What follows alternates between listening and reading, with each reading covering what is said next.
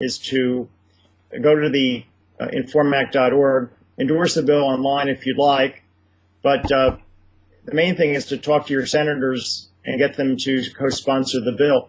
The bill has been endorsed, as you'll see at the informac.org, by over 1,000 economists, and that list includes 15 Nobel Prize winners in economics. And it's very important to realize that, and people won't know this by just looking at the names, but I do from knowing the people, that we have economists there from the left and the right and the center. So there are actually probably more Democrats on this endorsement list than Republicans. So this is not some right-wing effort to cut Social Security or Medicare or Medicaid. It's not.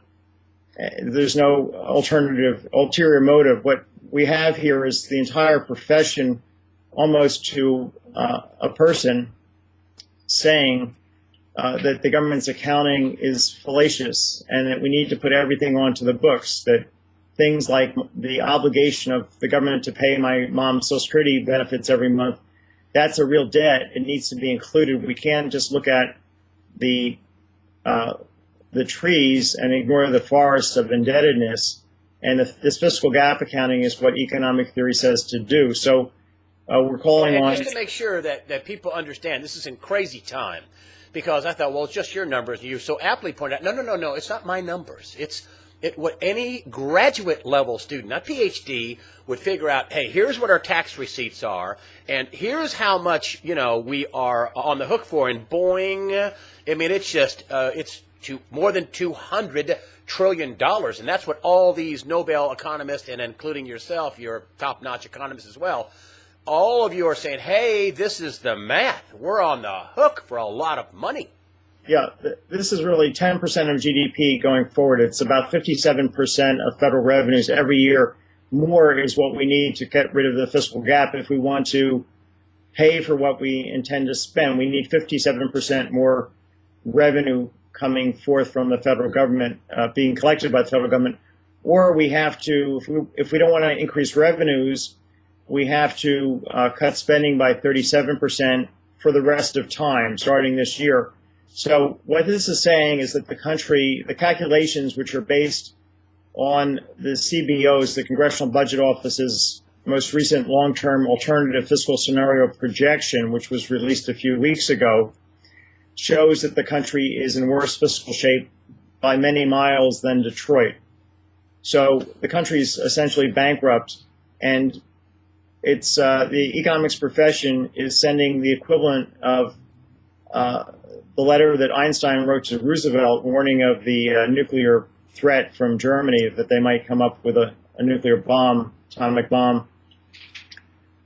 This is the economics profession, with the exception of some people on the extreme sides of the political aisle saying, look, the country needs to do honest accounting. And the Congressional Budget Office, the General Accountability Office, the Office of Management and Budget, they are all effectively disguising the true problem through the basis of their accounting.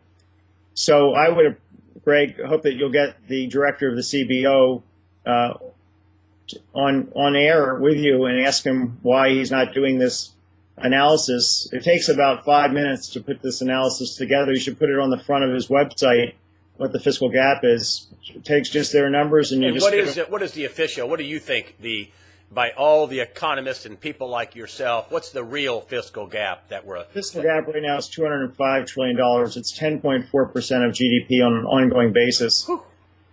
It's a staggering, staggering amount of money.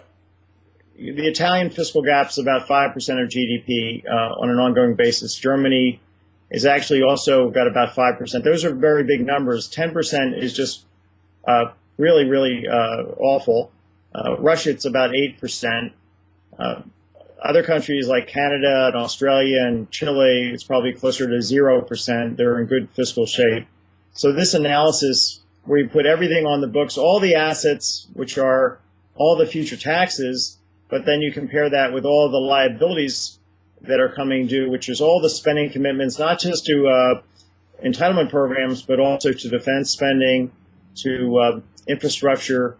Let's see if we are able to pay for this stuff or whether we're leaving enormous bills to our kids.